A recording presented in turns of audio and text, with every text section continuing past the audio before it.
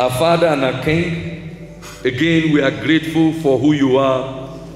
Thank you for this beautiful morning. Thank you for your mercy that endures forever. Thank you for your kindness over our lives. Accept our thanks this morning in the name of Jesus. We are grateful for the various testimonies, the ones that were shared, the ones that were not talked about. But thank you for all your goodness. Take all the glory in Jesus' name. Again, please breathe on your word. In Jesus' precious name we have prayed. Amen. Somebody shout a strong amen. Amen. Thank you, choir. God bless you. Be seated. Hallelujah. The extra mile. Briefly this morning. For excellence in destiny. The extra mile for excellence in destiny. John chapter 6, verse 26 to 27. Jesus answered them and said, Verily, verily, I say unto you, you seek me not because you saw the miracles, but because you ate bread and were filled. Verse 27. Labor not for the meat which perishes, but for that food which endures unto everlasting life, which the Son of Man shall give unto you. Let's look at Matthew Gospel chapter 5, 41 and 42. And whosoever shall compel you to go a mile, go with him 2. Give to him that asks of you, and from him that will borrow of you, turn not away. One of the most pressing questions you might want to ask this morning is, what are you looking for? And to what intent are you looking for what you are looking for? Because most of the times, we just want our needs to be met. And from whom we don't care. Many of us will even want to label God as a magician. He is my father. If he wants to help me, let him help me. If he doesn't help me, then he's not my father. What is the test of your love for God and for who is helping you? Maybe in an organization, in a church, even in relationships. What defines your relationship or your friendship in a relationship? Many people got married because they needed somebody to take care of them. It could be male, it could be female. It doesn't matter.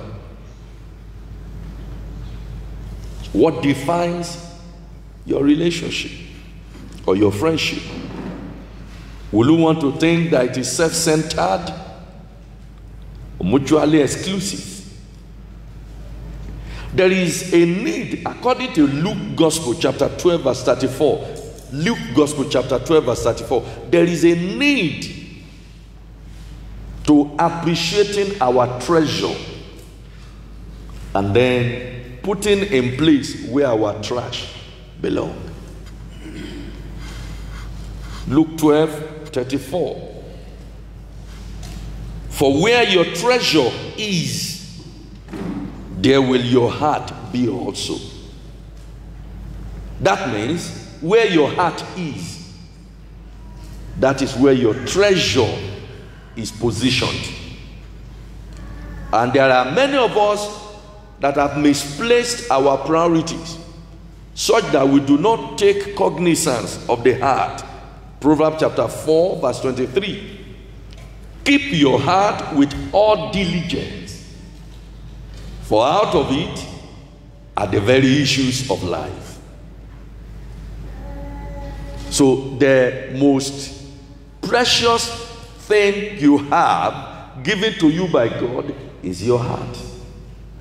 Where it goes, what enters into it, per time.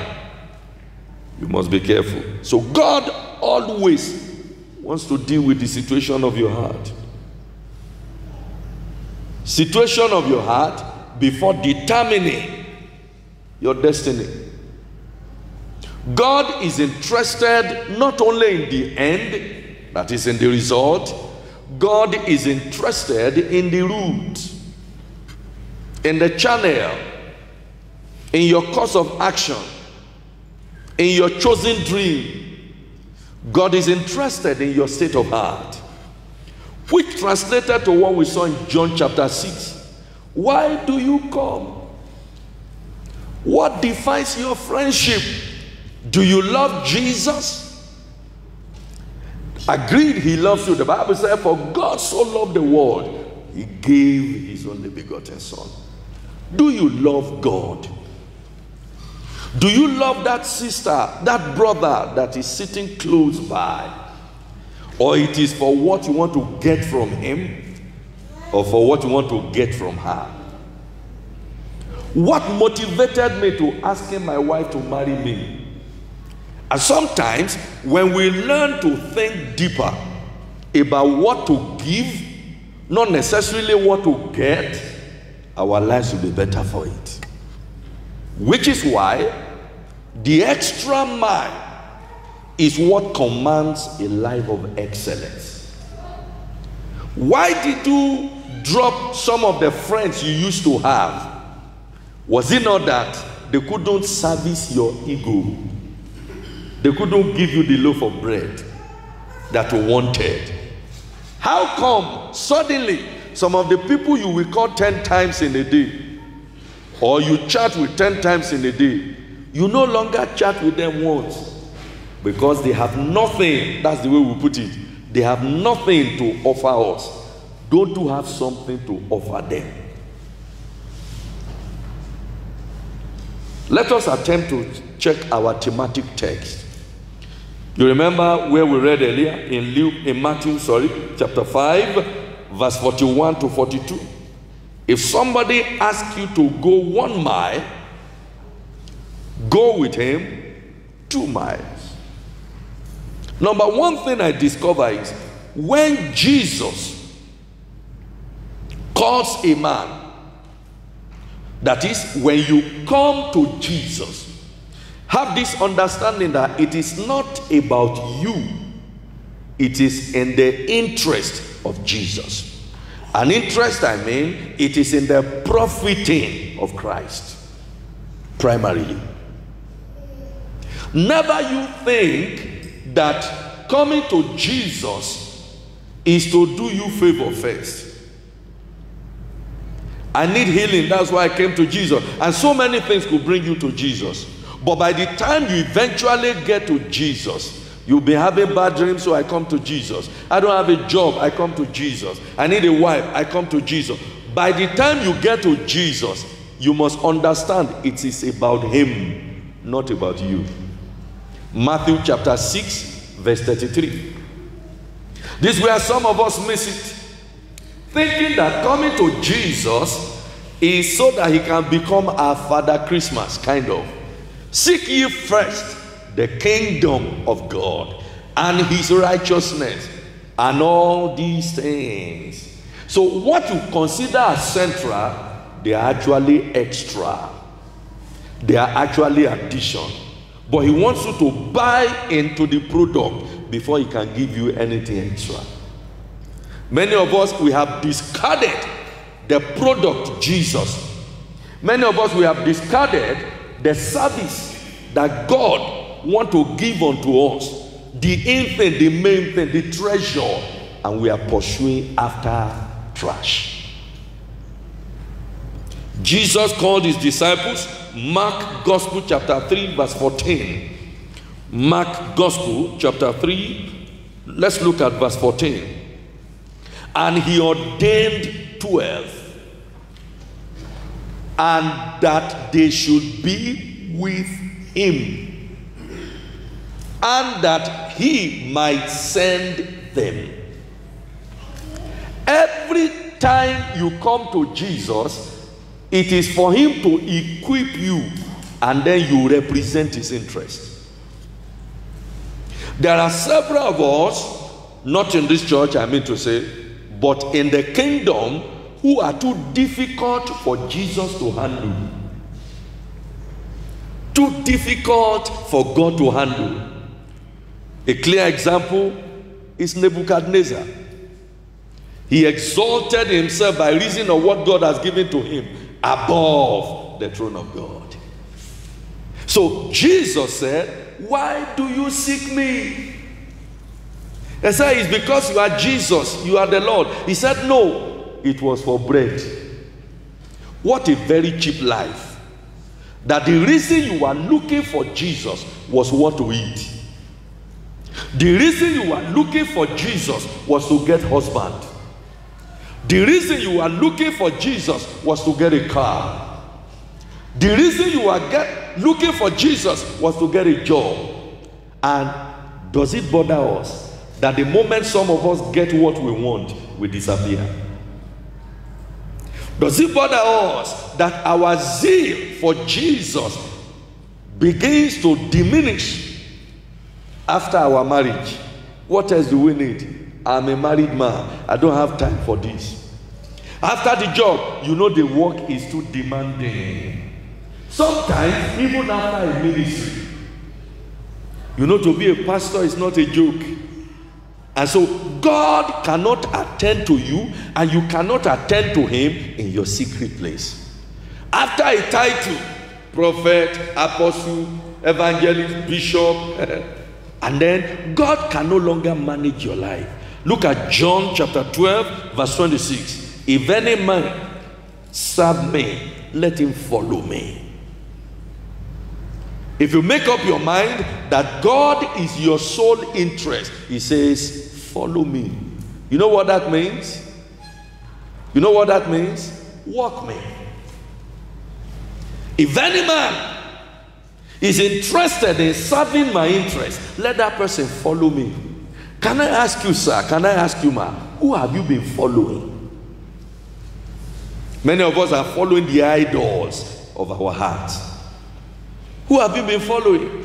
Many of us are following the dictate of a government of man. Many of us are following the trend of things, happenings around the world. Many of us are not bothered. It's interesting and very, very debilitating, I must confess, that many of us, the moment we grab whatever God has given to us, we get all we can all we get, and then sit on the car. It is about me and me PLC. God does not want that type of life. Wherever we serve me, let him follow me. Are you following Jesus?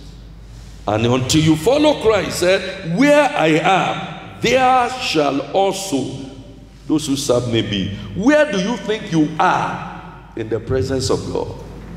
In Genesis, he says, Adam, where are you? John, where are you? Alice, where are you? Oh, it doesn't matter your title. Usher, where are you? Prayer band member, where are you? In other words, Adam left his duty post. He already thought he was alone by himself for himself. Jesus, whenever he calls, it is first to himself. When your mindset is about what to get, you will always lose sense of what to give. Philippians chapter 2, 5 to 9. Philippians chapter 2, 5 to 9. Let this mind be in you, which was also in Christ Jesus. Peter almost missed the real deal, but thank God Christ helped him. Mark chapter 10, 28 to 30. From today, may you live for Jesus. From today, may you live your life for Jesus. Do you know in 1983? Do you know in the 70s? Do you know in the 60s? There were cars. And those cars were in vogue. Those cars were fashionable. Bring the cars in the 70s into 2000 and you will not want to see it. There are items of clothing, articles that we treasure in days gone by, and we put them under our box and put other clothes on them because they are our best, our Christmas clothes. Try to wear them now. You will be amazed how many people will call your attention that you need help. If you don't learn to labor for what matters, you may never matter in destiny. Which is why Jesus said, why are you here? You seek me for bread. Very humbling that all I am looking for from Jesus is bread. Very humbling that I would never have appeared in Zion if not for healing. Very humbling that I wouldn't have come if not that I needed a wife in a church. Interestingly, I saw my wife in the church. This is the more reason I should serve him more. Very humbling. Many of them, once you get it and you think, oh, finally I got it from God, you have forgotten that once you lose sight of your fountain, you are about to dry up. Number two, if you meet people in an organization, what did you get from them and what have you gotten from them to the benefit of the people you met there? Have you ever asked? They came to Jesus for bread. Did they come to Jesus to give him anything? What was Jesus requiring from this group of people? What was he asking them to provide? No, they came prepared, having used jawasi, jestid, and some of these things, antacid, preparing their stomach to eat. They had nothing to offer.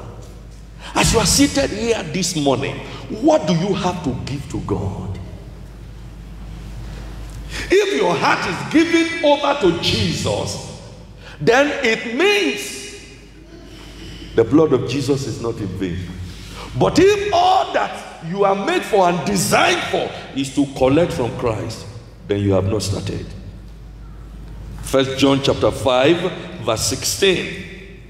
1 John chapter 5 verse 16. If any man see his brother sin a sin which is not unto death, he shall ask, and he shall give him life for them that sin not unto death. There is a sin unto death. I do not say that anyone should desire that kind of a thing. Are you a parasitic element that enjoys the nutrient of your host, and once your host is dead, you escape again? And there are people who want to live on Christ like that. Did they appear in church or ever kneel down to praise? Oh God, do my hair. Oh God, give me tie. Oh God, give me shoe. Oh God, change my car. That's the only thing their mouth talks about. They never thank God for anything.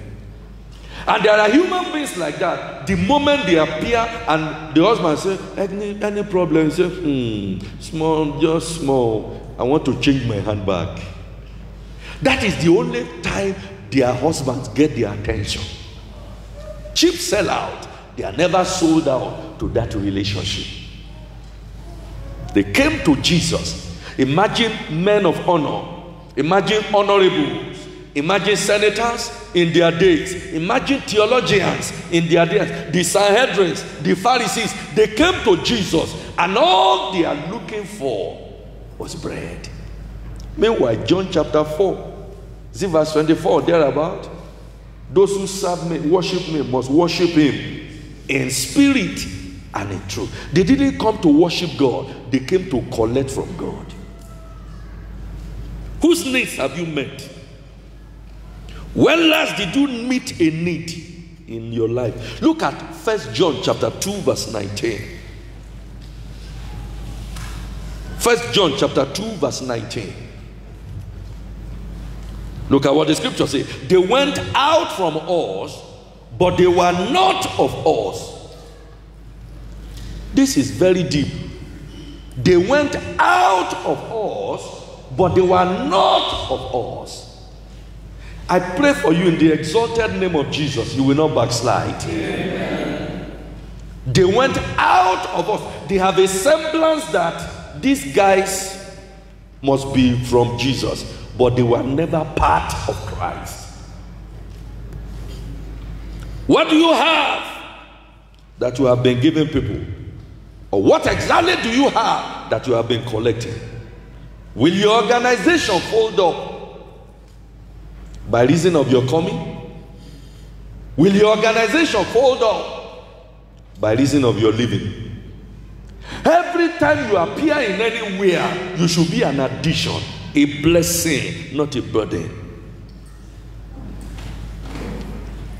In Genesis 39, look at verse 2 to 3. It was Joseph's presence in Potiphar's house that made a huge difference. And the Lord was with Joseph. Can I say God is with you? When you don't have anything to offer God, He leaves you to yourself. It doesn't matter how gifted you are. The Bible said, and Samson didn't know that the Lord has left him. But in this case, God was with Joseph. And he was prosperous, a prosperous man. And he was in the house of his master. He still remained in the house of his master, prosperous. He was the number 2. He was merely assisting, yet prosperous. There are many people who are seeking to be number 1. If they don't make me the pastor of the church, I leave. If they don't make me the head of the department of the church, I leave. By now, I should be head of our organization. What is your input? The introduction of Joseph changed the whole scenario. Look at verse 3. Verse 3, sir. And his master saw that the Lord was with him. Who has seen any impact? Who has seen any good thing around your life? Who has seen any benefit? You know, I just pray that some people will wake up one day and stop abusing their leaders. Because it looks like the more you curse your leader, the better it becomes for the leaders. Let him die. He will soon die now. See the way he's walking, and he's still alive. And those who are shouting will soon die. They are dead. What can people see in your life? What can your leader see in your life? You earn salary every month, despite regardless of COVID. You still collect salary as a federal government or wherever government you are following. What have you been investing into the company? In Genesis chapter 30 verse 27, it bothers me that some of us, if we don't get our salary as when we shout. Have you ever asked your organization, how do they get money? If everybody behaves the way I'm behaving, will they get money to pay salary? We don't care. Let them give me my own. That's the way we come to Jesus. No wonder we are not excelling. Excellence is an extra mile. Service that will stretch you beyond limit. Genesis 30:27. And Laban said unto him, I pray you, if I have found favor in your eyes, tarry. Stay. This one, no time. I better stay. I have learned by experience that the Lord has blessed me for your sake. Laban said, I have been in this enterprise for some time. Hard labor. I have so many workers here and there, but I have learned by experience. What is the experience of your wife? What is the experience of your husband? What is the experience of your children? What is the experience of your employer? Has it been that the moment you enter into that organization, things started collapsing? Or that things started picking up?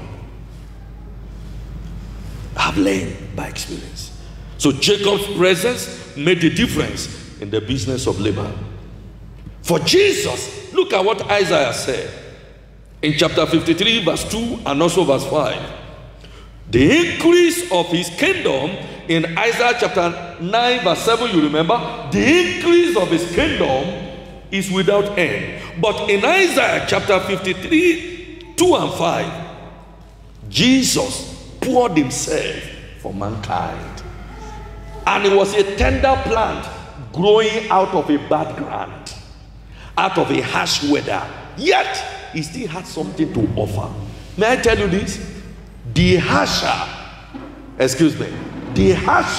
the weather is to a tea bag, the better the product of that tea. When you want to brew a tea, let the water be hot. Let it boil.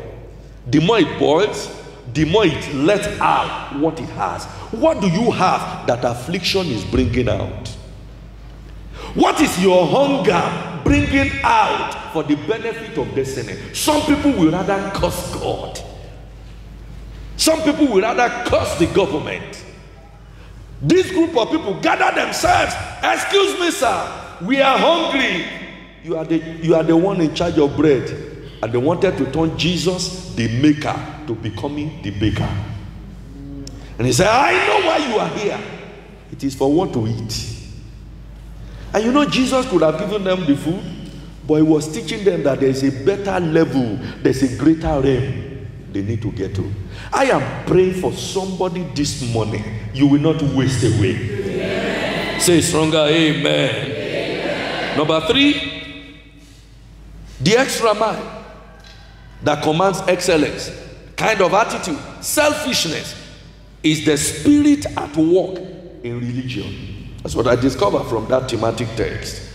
Selfishness is the spirit at work in religion. There are many of us that are very religious. That's the truth. Very religious. We love coming to church. We love to even join the department. Very religious, but we are not saved. We are never constrained in our heart by the love of God. James chapter 4 verse 17. James chapter 4 verse 17. Therefore, to him that knows what is good and does not do it, to that individual is sin. Psalm 11 verse 3 or thereabout. If God should, if the foundation be faulty, how can the righteous, what will the righteous do? But there's a scripture that says, if God will mark iniquity, who will stand? Excuse me, sir, even in this church, if God should mark iniquity, he said, whoever knows what is good and refuses to do it, to that individual is sin. How many things I know that could help your life, but I didn't say it just because of what I can get from you. How many things I know about your own destiny, but I wouldn't talk about it because you have just promised me that you are bringing me bread. If you talk to him like that, he may change his mind. Food for the belly for the food, both of them shall be destroyed in hell. Nothing cripples like a selfish principle. Nothing cripples destiny like selfishness. Genesis chapter 4 verse 9. Nothing cripples like selfish principle. There are people who are proud of their principle, even in their selfishness. Am I my brother's keeper? There are many Cains in the house. Genesis, don't mislead them, chapter 4 verse 9. God told Cain, hello Cain, where is your brother Abel? Was there not something you could have done to help him? And Cain replied to Big Daddy, God, am I my brother's keeper? There are many people behaving like that in church. This is why it is difficult or near impossibility for you to tell the truth to a neighbor just because of what you think he can give to you. But let's compare Proverbs chapter 27 verse 6. Proverbs 27 verse 6. Faithful are the wounds of a friend. So we have in church, we have in our workplaces, men who have a cloak of religion, garment of religion, but with the kisses of an enemy. Dangerous, poisonous individuals. They answer name James. They answer Emmanuel. They answer Isaiah. They answer Jeremiah. They answer even Jesus. They answer all kinds of names. But they have no power backing up what they profess. The Bible says, faithful are the wounds of a friend. If you love him, even if it appears like a wound, you will give it to him because he will be healed. In Ephesians chapter 4 verse 15, we should tell the truth in love. Just ensure you tell the truth. If you carry love on the inside of you, you will say the truth. Jesus has power to make bread, yet he told them the truth to their face. He said, dearly beloved, you are here because of bread. I'm not making bread today. You are here because of miracle. I'm not doing miracle. There's a greater dimension of miracle. Change your heart. Give your heart over to God. Bring forth fruit meant for repentance. According to Luke chapter 22 verse 27. Luke 22 verse 27. Jesus selflessly served his people. He served his brethren. How many people have you been serving, or you wait to be served? This morning I was sharing with the workers. Wait on your ministry.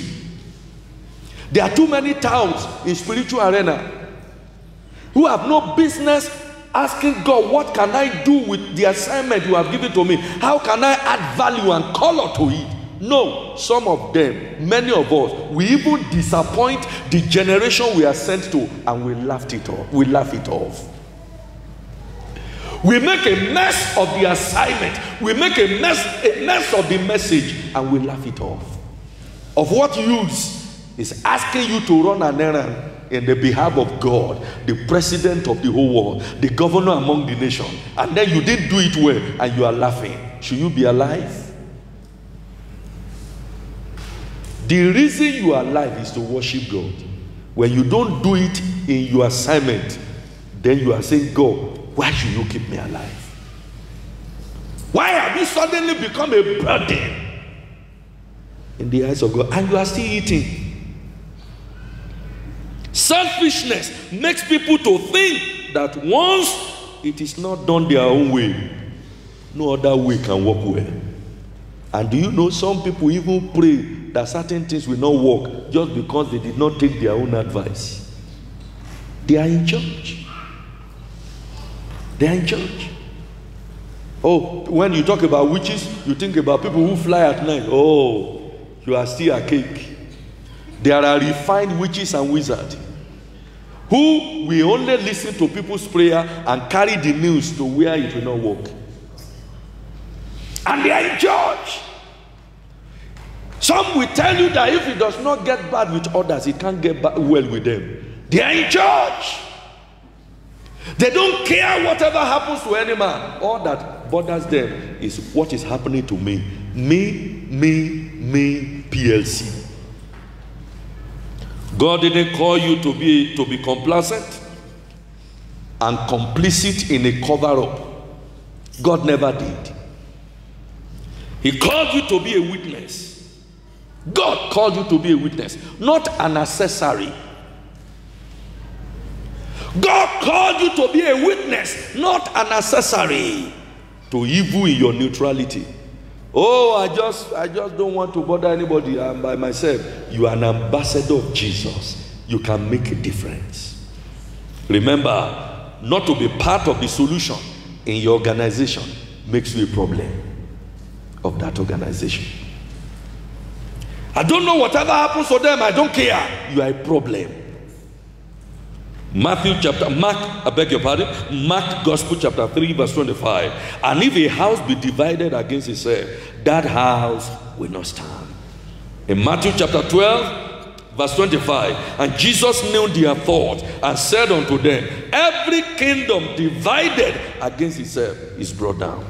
Henceforth, God will raise you as a blessing to your generation. Amen. Will raise you as a blessing to your world. Amen. In the mighty name of Jesus. Amen. Number 4, deal with your motive. Deal with your motive. For whatever you do for God, deal with your motive. God is mindful of motive. Uncle Caleb, no matter how big the motive is, if you have a wrong motive, you won't give a good sound. So it is not in the gadget, it is in the heart. There are many of us, we come here, we dance, we sing, we pray, thinking that God has heard. No, and God was not there. In the thundering, in the earthquake, God was not there. Where was God? In a still small voice. The heart that God can operate with. Deal with your motive. The one we have to deal with knows everything about our life. So stop deceiving yourself, sir. Look at Hebrews chapter 4. I hope so. Hebrews chapter 4 verse 13. Neither is there any creature that is not manifest in his sight, but all things are naked. What is the meaning of all things? Living and non-living. All things, not some of the things, not many things. All things are naked and opened to the eyes of whom we have to do. All things are naked. Imagine suddenly realizing that as I'm preaching before you, I'm not wearing clothes. Hey, why? You said somebody remove everything. Can you imagine if my senses return to me and I remember, I'm not wearing anything? How do you think I will behave? Some of us need to be ashamed of ourselves. That we are hiding certain things from God. God is aware. Paul said, by this same gospel, the secrets of all men shall be judged. God judges secrets. One of the key things about a backslider is his own is always correct. The Bible said the backslider in his heart is filled with his own ways. No wonder you have remained incorrigible. Nobody can, except once you have made up, you say, I've made up my mind, nobody can change it. You are racing towards destruction. God sees beyond your presence. God sees beyond your gift. God sees beyond your gifting. God sees beyond your talent. We may clap for you in the church. The congregation may put their hands together for a pastor.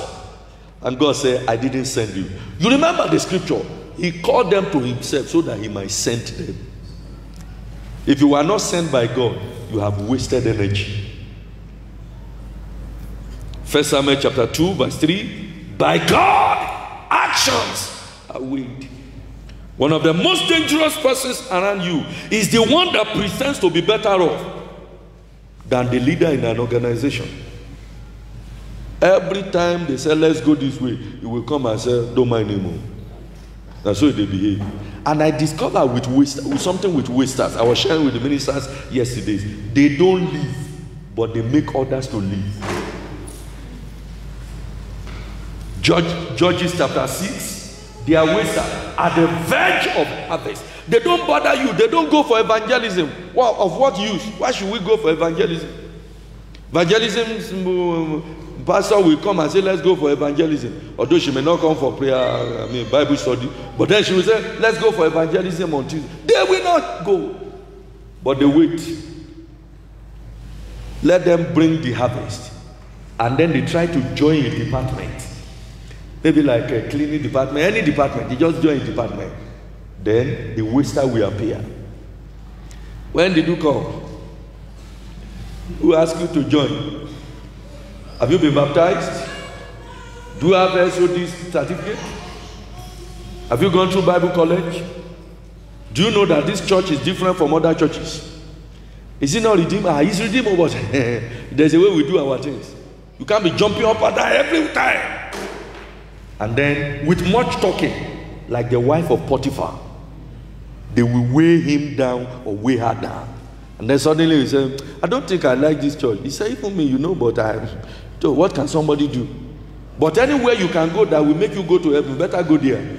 Wasters. And they said they are following Jesus. No, Jesus is following them. And say, come, I need you. Wasters.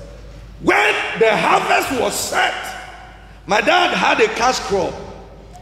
And when I was much younger, somebody who was offended at another person tried to put fire on the farm, and then it caught our, oh my. At the time of harvest, cocoa in their bags, coffee in their baskets. You know, you can just see, you can just watch. And fire took hold of all of them and wasted them. My dad was sick for weeks. Thank God he didn't die. We're encouraging him. And by the next year or two, when we thought things would be better, parasites filled everywhere by reason of the smoke that has pervaded everywhere. There are people in church whose ministry is parasitic. They waste the host and they ensure that anything except you go the extra mile, you can't add value to your organization. It takes an extra mile. Henceforth, you will move ahead in the name of Jesus. Check your motive. Proverbs chapter 4, verse 23, you read that. Do you know that in Luke chapter 22, 3 to 4 and 5 to 6, Luke 22, 3 to 4, Judas didn't start gossiping his master until Satan entered into him. Many times, your conversation informs us on what you have been swallowing. You are a product of what you eat. You are a product of what you drink. You are a product of your fellowship. And he went his way. Look at verse 3. Verse 3, sir. And then entered Satan into Judas, whom Jesus had been feeding with carrots. You remember I was the one holding the basket. The bag. And he has been helping himself, stealing the money. The ministry of Jesus' money. And Jesus didn't bother, because the more you stole from Jesus, the more Jesus increased. And Judas must have said, Kai, this is my master. I can outsmart him. But what led Judas into what he did? Satan entered into him. So you are always a product of what enters into you. Some of you are not like this. You are vibrant for Jesus when you gave your life to Christ. The extra mile. You are vibrant for Jesus, moving from one point to the other when you gave your life to Christ. But suddenly something entered into you. That's something we've been looking for. X. The X is Satan. The moment Satan enters into a man, he behaves untowardly towards the things of God. Look at verse 5 and 6. And they were glad and covenanted to give him money. Many of us, when you are a lover of money, nothing will stop you from money. Those who are engaged in loving money, they are always thrown into money. And he promised and sought opportunity to betray him unto them in the absence of the multitude. There are people who are looking for opportunity to strike their leaders, to strike their brother, to strike their sister. Offense of yesteryears. I let us pray prayer in the morning. There are people who are so bitter about you. Have you been in a meeting before and two people's eyes, you just jam, and you saw the way he's looking at you? You know that if he were giving opportunity for cut your head. And then some of them, because it's an environment, they must not see, they just look down as if they want to pick something. May your enemies look down. Amen. May your enemy kiss the dust of the earth. Amen. In the name of Jesus. I only pray you are not yourself enemy. You are not your own enemy. Satan entered into him. Lastly, number 5. The multitude will always desire what to get, but the disciples will seek what to give. Job chapter 1, 20 and 21. After all that God gave to Job and Satan took it, Job still worshipped God. He understood the import of his appearance. It was not about the things of the world, it was about the things of the spirit. Job gave his master the needed worship. God, seemingly, he gave him what he wanted. Any time, any day. If you don't stretch, you will die on the altar of cheap convenience.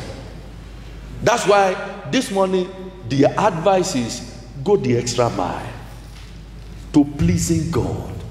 When the ways of a man please God, he makes. Pleasing God is not cheap. Pleasing God is expensive.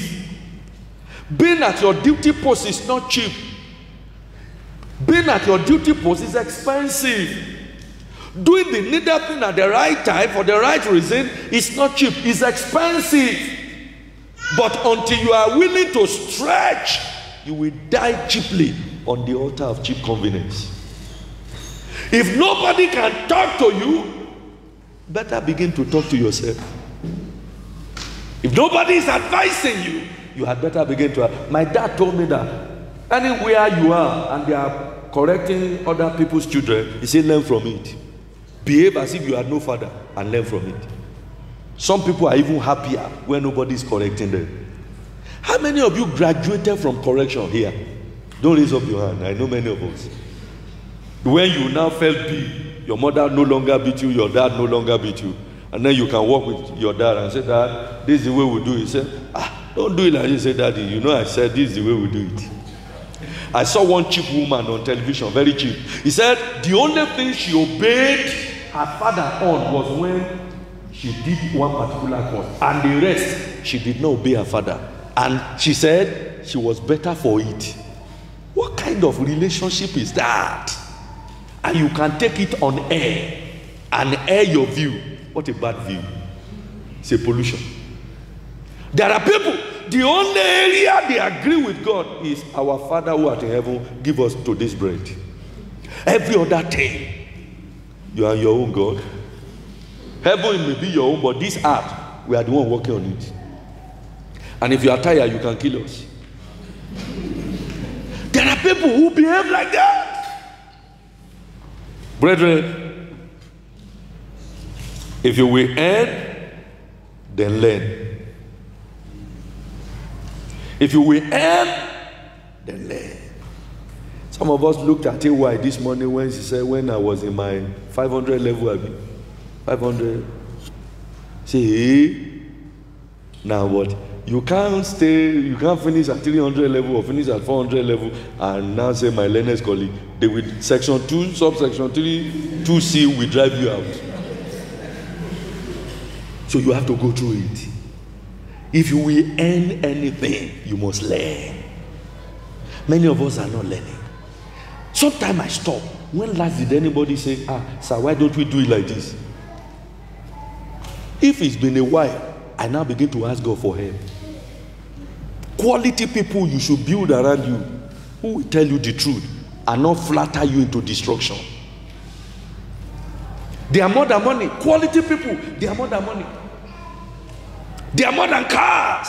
They are more than titles. They are more than anything. So when last did you pray for 2 hours? Sir, when last? You are doing a 2-day fast. You need people who can talk to you. You need people who can look at you and say, sir, you are wrong. I was telling the ministers yesterday, I said, you make the work difficult when your delegation of duty is impaired. Make the church a dumping ground by not allowing things to be done the way they should be done. Heads of department who are themselves not good examples. And when a leader is not a ladder, it's a problem. You cheapen yourself when you are in a place of authority and they can't say, let us follow God the way he's doing. Every leader should be a ladder. In conclusion, Genesis 8 verse 22. Seed time and harvest time is an irrefutable law. While the earth remains, seed time and harvest and cold and heat and summer and winter and day and night shall not cease. What you sow, you will reap, sir. What you sow, you will reap, man. That should even be your best prayer. But how many people want to say amen to that? But it's a law, irrefutable law. Nobody can do anything about it. That's why, if you are doing it now and it's not coming, you will meet it ahead. I don't know how God designed life, that somehow you meet your harvest in front of you. He's waiting. It is not that when will it come and meet me here? No, you are the one to meet it there. Nobody can deny an effect. Once there is a cause, God said there must be an effect. Brethren, stretch. Stretch. Some of the things you are doing now that you are saying, well, I don't know, my life is for my life, anyone I want to do. Give it another 5 years. You will wish you had done things right. Give it another 10 years. You will wish you have done things right. But God prefers your heart to what is in your hand. So, if you don't work on your mind, your hand will always deceive you. Whatever does not register and being processed in your mind will never come into your hand. That's why I want to trust God this morning that you should remember that you are a treasurer of God's resources. Deliver it to the right person. Be a blessing wherever you go. Stop thinking it doesn't care. It doesn't matter. Let me tell you something. Let me tell you something. The obvious is over 90% of us are afraid of the pandemic. Over 90% of us are afraid of the pandemic. It is not by running away. It is by trusting God for help. Because you don't know where it is. You don't know where it is. So make sure you wear mask. The only thing I know mask will do for you is that if your mouth is smelling, you will know. Nobody needs to tell you. Because now you and God, PSC. Other than that, after the mask, what about your hand? Say you should wash it when you get home. You should wash it as you are entering. What about the clothes you are wearing? Do you wash them again? Or you keep changing? And you have 2 shirts. One for every week and then one for Sunday. How do you handle it? Only God can help, sir. That's why you must get closer to God at this time. Get closer to your Maker. And your life never remain the same in Jesus' name. Amen. 2 Timothy chapter 3. Shall we please rise? 2 Timothy. Shall we please rise? Every known religion, you must repent of them. Having a form of godliness, verse 5, but denying the power thereof. Having a form of godliness, but denying the power thereof. He said, from such turn away. Say with me, Heavenly Father, I receive the needed power. Is somebody say that? Say, Heavenly Father, I receive the needed power to run the race of life without casualty. Pray that prayer quickly right now.